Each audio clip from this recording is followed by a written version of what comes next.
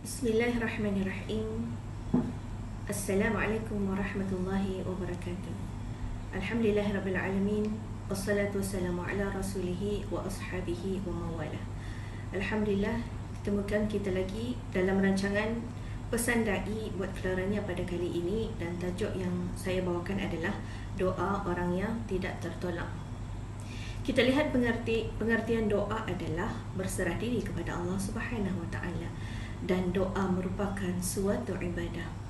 Allah Subhanahu Wa Taala menegaskan bahawa bagi orang-orang yang tidak mahu berdoa kepadanya adalah orang-orang yang sombong, sebagaimana termaktub di dalam Al-Quran surah Ghafir ayat 60 yang kira-kira tafsirannya, berdoalah kepadaku, nescaya akan aku perkenankan bagimu. Sesungguhnya orang-orang yang sombong tidak mahu menyembahku akan masuk neraka jahanam dalam keadaan hina dina. Dan ketahuilah bahawa ada 7 golongan doa orang yang tidak tertolak doanya, iaitu yang pertama adalah doa dari orang tua untuk anaknya, yang kedua doa orang yang sedang berpuasa, dan yang ketiga adalah doa orang yang teraniaya, yang keempat doa seorang pemimpin yang adil, yang kelima doa orang musafir, yang keenam doa seseorang bagi saudaranya yang lain, dan yang ketujuh adalah doa orang yang sakit. Di antara 7 golongan ini, di antaranya orang yang tidak ditolak doanya ni adalah doa orang yang berpuasa. Memandangkan waktu ni kita sedang berada di ambang Ramadan, dan ia merupakan bulan Ramadan, bulan yang penuh rahmat, bulan yang penuh dengan keberkatan dan rahmat daripada Allah Subhanahu Wa Taala. Di dalam bulanan ni banyak Allah sediakan macam-macam tawaran-tawaran dan keistimewaan yang perlu kita kecapi. Termasuklah untuk mendapat doa makbulan ni. Dan terdapat juga beberapa buah hadis yang menceritakan tentang doa orang yang tidak tertolak. Di antaranya ialah doa orang yang berpuasa. Daripada Abdullah bin Amr radhiyallahu an, bahawa Nabi sallallahu alaihi wasallam bersabda, "Inna lis-shaimi 'inda fitrihi la da'watan ma turad." Yang maksudnya, sesungguhnya bagi orang yang berpuasa itu, ketika dia berbuka, doa yang tidak ditolak. Hadis riwayat Ibn Majah. Dan juga hadis daripada Abdullah bin Amr radhiyallahu an berkata bahawa beliau mendengar Nabi sallallahu alaihi wasallam bersabda, "Lis-shaimi 'inda iftarihi da'watun mustajabatun." Maksudnya bagi orang yang berbuka puasa, ketika dia berbuka, doa yang mustajab. Hadis riwayat Abi Daud. Dari hadis ini dapat kita ketahui bahawa doa orang yang berpuasa adalah mustajab di sisi Allah Subhanahu Wa Taala. Kerana apa? Kerana orang yang berpuasa ia mempunyai kedudukan yang tinggi dan istimewa, dan kerana puasa itu jua adalah orang yang berpuasa adalah kerana Allah Subhanahu Wa Taala.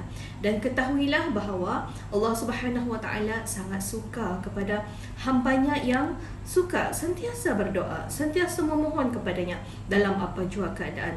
Sebab itu kita sebagai seorang yang beriman kepada Allah Subhanahu Wa Taala, kita perlu mengambil kesempatan ini untuk mengecapi tawaran yang berharga ini. Dan di antara perkara yang perlu kita ambil perhatian waktu kita berdoa adalah adab dalam berdoa. Ini yang perlu kita tahu. Apa dia adab-adab dalam berdoa? Yang pertama adalah berdoa dengan penuh harap dan juga yakin. Ini adab seseorang itu ia perlu memohon kepada Allah Subhanahu Wa Taala dalam keadaan dirinya itu sentiasa bersangka baik, supaya doanya itu dimustajabkan oleh Allah. Cuma jua orang yang berdoa dalam keadaan ia penuh harap supaya doanya itu dimakbulkan, dan juga ada rasa takut supaya doa tertolak. Perkara ini berdasarkan daripada firman Allah Subhanahu Wa Taala dalam surah Al-Anbiya ayat 90, A'udzubillahi minasyaitonirrajim. Innahum kanu yusari'una fil khairat wa yad'unana raghaban wa rahaba. Maksudnya, sesungguhnya mereka itu para nabi sentiasa bersegera dalam melakukan perkara kebaikan, dan mereka berdoa kepada kami dalam keadaan yang penuh harap dan rasa takut. Ayat ini menceritakan berkenaan beberapa orang para nabi dan juga permintaan para nabi yang mereka lakukan. Contohnya saja Nabi Ayub alaihi salam berdoa kepada Allah Subhanahu wa taala untuk diberikan kesembuhan kepada penyakit yang menimpanya. Lalu Allah mustajabkan doanya. Dan juga Nabi Yunus alaihi salam, Nabi Yunus berdoa supaya diselamatkan dari musibah yang menimpa dirinya waktu ia berada dalam perut ikan Nun, dan Allah juga mustajabkan doanya. Dan seterusnya adalah contoh Nabi Zakaria alaihi salam juga berdoa supaya ia dikurniakan zuriat, lalu Allah pun mustajabkan doanya dan mengurniakan Nabi Yahya sebagai anaknya. Ini contoh nabi-nabi yang dimustajabkan doa mereka. Kerana apa? Kerana mereka semua berdoa dalam keadaan penuh pengharapan dan juga takut kepada Allah Subhanahu wa taala. Kita renungkan firman Allah Subhanahu wa taala, a'udzubillahi minasyaitonir rajim, ud'uni astajib lakum. Yang tafsirannya, berdoalah kepadaku nescaya akan aku kabulkan. Ini perlu kita yakin bahawa Allah akan kabulkan doa kita. Tapi bagaimana Allah hendak mengabulkan? Dengan syarat. Apa dia syaratnya?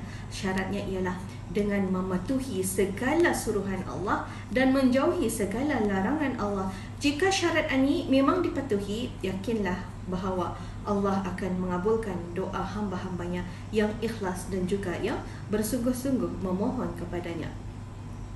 Dan adab yang kedua adalah memuji Allah, puji-pujian dulu kepada Allah sebelum berdoa. Ini di antara adab yang perlu kita ketahui benar-benar.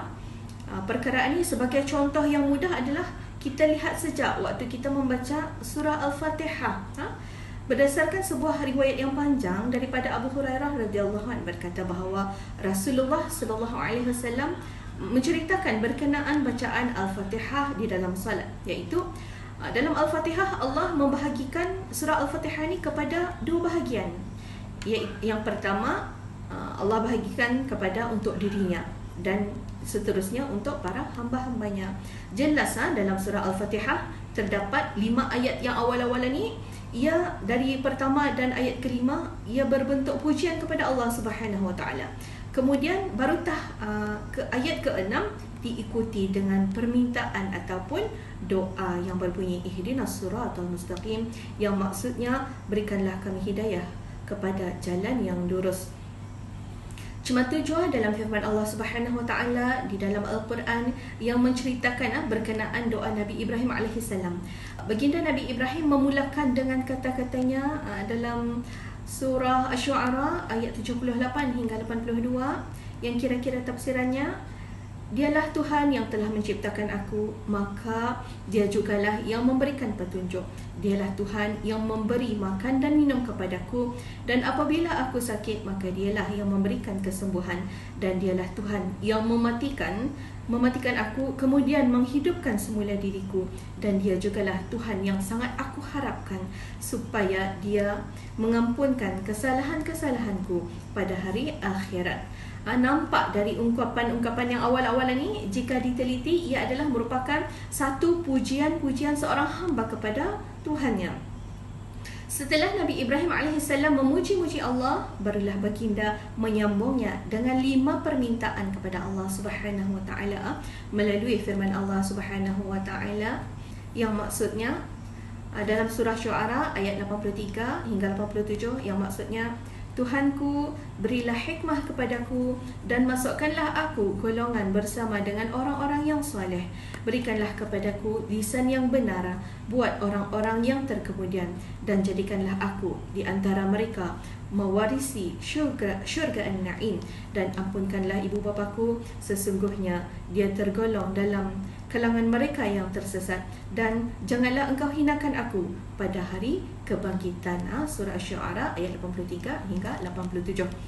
Dapat kita fahami dari petunjuk Al-Quran tadi, surah Al-Fatihah dan surah Asy-Syu'ara ini, iaitu di antara adab dalam berdoa adalah dengan kita memulakan ucapan pujian-pujian kepada Allah Subhanahu wa taala terlebih dahulu.